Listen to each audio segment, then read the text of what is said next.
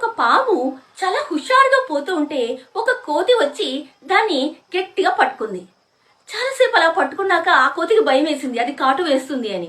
అప్పుడు భయంతో అయ్యో దీన్ని వదిలేస్తే నన్ను ఎక్కడ కాటు వేస్తుందో అని అలాగే భయంగా పట్టుకుని ఉంది. మిగతా కోతులన్నీ వస్తాయని గట్టిగా అరిచింది. అప్పుడు అన్ని కోతులు వచ్చాయి, కానీ అయ్యో ఈ పాము తొందరగా కాటు వేస్తుంది, మనం పోతే మనల్ని కూడా కాటు వేస్తుందని ఏ పాము సహాయం చేయడానికి రాదు. అందులోగా ఒక ముని అక్కడికి వస్తాడు.